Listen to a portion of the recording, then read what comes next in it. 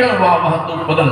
अगर कोई दूसरे दिनों से कर्म करता है, वचन बोलता है, खान पान दूषित है, तो उसके पीछे दुख वैसे दौड़ता है जैसे बैल के पीछे चक्का चलता है।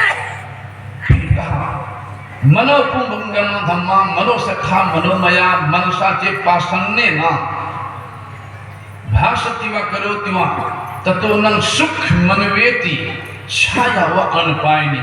अगर कोई स्वच्छ मन से, पवित्र मन से, संतों के निर्देशानुसार मन से काम लेता है, कर्म करता है, वचन बोलता है, खान पान है, उसके पीछे सुख वैसे दौड़ता है जैसे शरीर की छाया साथ में छूटती है। साथ फिर कहते हैं नहीं वैरानी वैरानी संबंध दर्पणाचन, जितना अहित अपकार अनिष्ट दुश्मन का नहीं कर पाता है, उससे अधिक अनिष्ट अपकार कुमार में लगा हुआ मन कर देता है। फिर चौथी श्लोक में भगवान बुद्ध ने कहा है नौतंग माता पिता कैला अहिया तो सम्मान पने हितन चित्तन संचय तो करे। जितनी भलाई कि माता पिता नहीं कर सकते अपने पुत्र पुत्री की, जितनी भलाई कि पुत्र पुत्री नहीं कर सकते माता पिता की, जितनी भलाई कि पत्नी नहीं कर सकती पति की, जितनी भलाई पति नहीं कर सकता पत्नी की, उससे अधिक भलाई सुमार्ग में सदगुरु के बताए रास्ते पर लगा हुआ मन कर रहा है। इसी का मन आवे मन जाए, मन ही बटोरो रे अब मन बुरबे मन तारे मन ही निहोरो रे। कबीर यह मन एक है भाव जहां लगा, अब भाव गुरु की भक्ति कर और भाव विषय कमा। फिर कहती है मन नहीं पकड़ा जाए बहादुर जवान है, करत रहे खुरखुंड बड़ा शैतान। ऐसा यार हरित बस इस हलक में अरे हारे पलटू उड़ता कोश 50 पंख बिनु पलक। आराध्य भी कहते हैं आओ वीरो मर्द बनो, अब जेल तुम्हें तजना होगा, अब मन निग्रह के समर क्षेत्र में सन्मुख थी डरना होगा। वक्त नहीं है ए वीरो, समय नहीं है, वक्त नहीं है ए वीरो, अब गाफिल होकर सोने का, बिंदु राह से निकल बहादुर तब मंडल तपना होगा। दामिन दम के चंदा चमके सूरज तपे ज्योति मंडल, इस मंडल से आगे वीरो और तुम्हें बढ़ना होगा, और तुम्हें बढ़ना होगा। आराध्य तो अनुभव करके लिखे, इसलिए संतों ने कहा कि मन को घेर के लगाते रहो और एक निष्ठ होकर रहो। कौन एक निष्ठता? अर्जुन बैठे सब विष्णु भेजा उनकी बात। पांडव दल में भी निर्णय हो गया था, भगवान श्री बहुत समझाए, बहुत समझाने पर भी जो दुर्योधन ने नहीं माना बात को और युद्ध प्रारंभ होने वाला है। भगवान कृष्ण सोए थे, अपने कक्ष में सोए थे, श्रीराम कुर्सी लगी थी। दुर्योधन आया है, सिरहाना में कुर्सी लगी थी, बैठ गया आराम से, भगवान सोए थे। अर्जुन भी आया है, चरण में बैठ गया है, चरण से बैठ गया है। आंख खुलेगी तो किनको देखेंगे? जो चरण की तरफ है उसी को ना। अर्जुन गई, प्रदृष्टि गई भगवान कृष्ण की। कहते कहो अर्जुन किधर आए हो? दुर्योधन उधर से कहा हम पहले आए हैं, हम पहले मांगेंगे। उनके मन हुआ ये तो प्रतिज्ञा कर चुके हैं कि मैं युद्ध नहीं करूंगा, शस्त्र नहीं उठाऊंगा।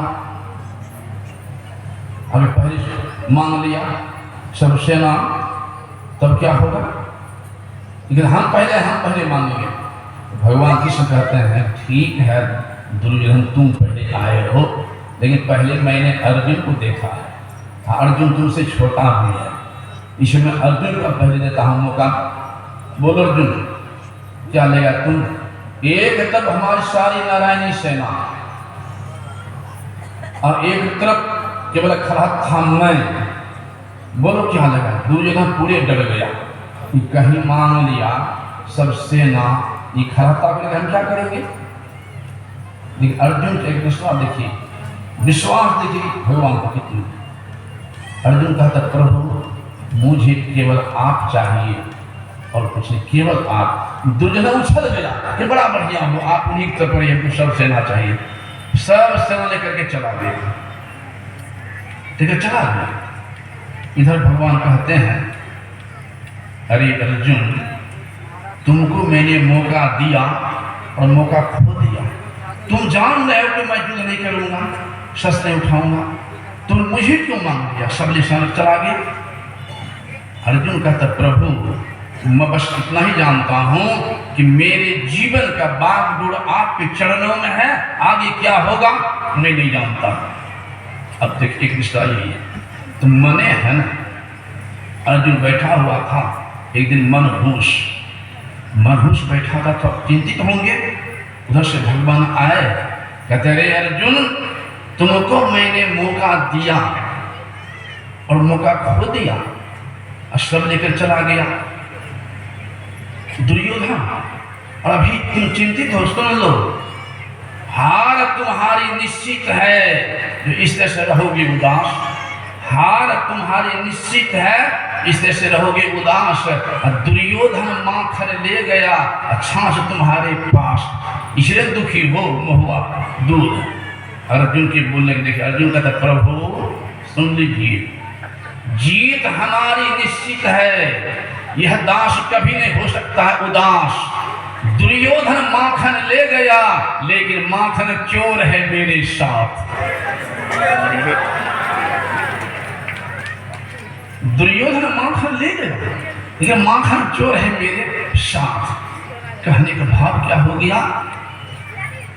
कहने का भाव क्या हो? यहाँ एक रिश्ता आ गई। उसी तरह से जो सदगुरु पर अपने पूर्ण भरोसा रखेंगे, उनका परम कल्याण होगा। और सदगुरु महाराज को छोड़ करके जो दूसरे पर भरोसा रखेंगे, उनको स्वप्न में भी शांति नहीं मिलेगी, स्वप्न में शांति नहीं मिलेगी। और जो गुरु पर भरोसा रखेंगे, कभी उनका अकल्याण नहीं होगा। इसलिए गुरुदेव बताए हैं, अपने अंदर चलो, बाहर नहीं। धरती जितने मानव हैं, सबका देखने रहता एक है, वह आंख। सुनने का रहता एक है, वह कान। सुनने रहता एक है, वह नाक। भोजन रहता एक है, वह मुंह। मरता रहता सबका एक नित्य। उसी तरह से शांति पाने का रहता एक है, प्रभु तक जाने का रहता एक है, सारे दुख से मुक्ति पाने का रहता एक है। रास्ता अंदर का है, वो बाहर का नहीं है। वो 10वां द्वार है नौले। आंख के दो, कान के दो, नाक के दो, मुंह गुदाले, ये 9 द्वार है माया का द्वार। कहीं चले जा बद्रिका, हरिद्वार, ऋषिकेश, इन 9 द्वार के अंदर जब तक रहोगे, माया के द्वार में रहोगे। गुरु के बताए अपने घर में रह करके भी 10वां द्वार प्रवेश कर जाओगे, तो प्रभु के द्वार में प्रवेश कर जाओगे, अपना जीवन कल्याण कर लोगे। ऐसे पवित्र काम करने के लिए खान पान को संभाल करके, पंच पाप से बचते हुए, माता पिता सेवा करते हुए, सास ससुर की सेवा करते हुए, पति की सेवा करते हुए, बड़ों को आदर देते हुए नित्य प्रार्थना करते रहेंगे। लोग पर दोनों बनेगा। श्री सद्गुरु। जीवन